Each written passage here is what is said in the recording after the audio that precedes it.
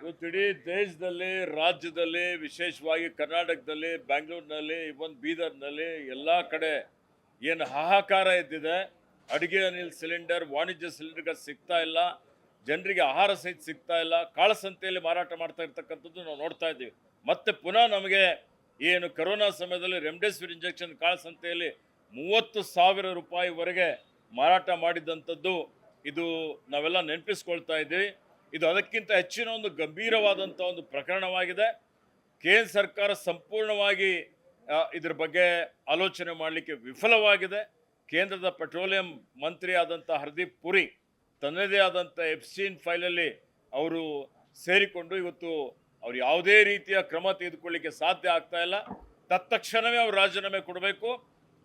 ಕೇಂದ್ರ ಸರ್ಕಾರ ಈ ಏನು ಸಮಸ್ಯೆ ಇದೆ ಇದನ್ನು ತತ್ಕ್ಷಣವೇ ಬಗೆಹರಿಸಬೇಕು.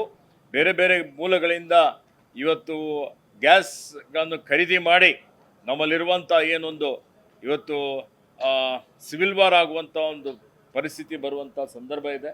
ಹೀಗಾಗಿ ಆ ರೀತಿಯಲ್ಲಿ ಆಗದೆ, ಕಾಳಸಂತೆಯಲ್ಲಿ ಮಾರಾಟ ಆಗದೆ ಜನರ ಸಮಸ್ಯೆ ಬಗೆಹರಿಸಬೇಕು ಅಂತ ಹೇಳಿ ಒತ್ತಾಯ ಮಾಡ್ತೇನೆ. ಈ ವಿಚಾರಕ್ಕೆ ಕೇಂದ್ರ ಸರ್ಕಾರದ ವಿರುದ್ಧ ಕಾಂಗ್ರೆಸ್ ಕಾರ್ಯಕರ್ತರು ಹೋರಾಟ ಮಾಡಿದ್ರು. ಬಟ್ ಬಿಜೆಪಿ ರಾಜ್ಯಾಧ್ಯಕ್ಷರು ಹೋರಾಟ ಮಾಡ್ತಾ ಇರುವಂಥ ಕಾಂಗ್ರೆಸ್ ಕಾರ್ಯಕರ್ತರು ಮೂರ್ಖರು, ಯುದ್ಧ ನಡೀತಾ ಇರುವಂಥ ಕಾರಣಕ್ಕಾಗಿ ಇದು ಕೊರತೆ ಆಗಿದೆ. ನೋಡಿ, ಬಿಜೆಪಿಯವರು ಆತ್ಮಾವಲೋಕನ ಮಾಡಿಕೊಳ್ಳಲಿ. ಈ ಯುದ್ಧ ನಡೀತದೆ ಅಂತೇಳಿ 3 ತಿಂಗಳಿಂದ ನಡೀತಾ ಇತ್ತು.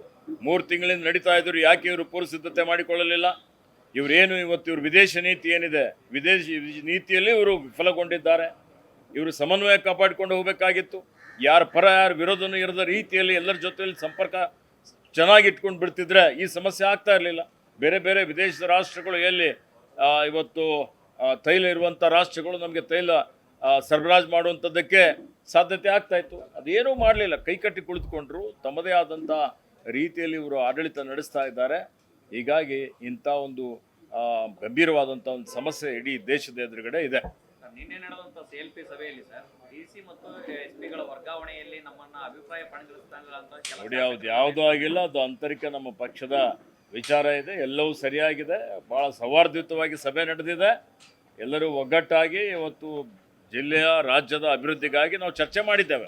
ಬಂಗಾರಪೇಟೆ ಶಾಸಕರು, ಶೃಂಗೇರಿ ಶಾಸಕರು ಇಬ್ಬರು ಕೈ ಯಾವುದೂ ಕೈ ಮಿಲಾಯಿಸುವಂಥದ್ದಾಗಿಲ್ಲ. ಒಬ್ಬರೊಬ್ಬರು ಸಲಹೆ ತೆಗೆದುಕೊಂಡಿದ್ದಾರೆ. ಉತ್ತಮವಾದಂಥ ಸಲಹೆಗಳನ್ನು ಇಬ್ಬರು ಕೊಟ್ಟಿದ್ದಾರೆ.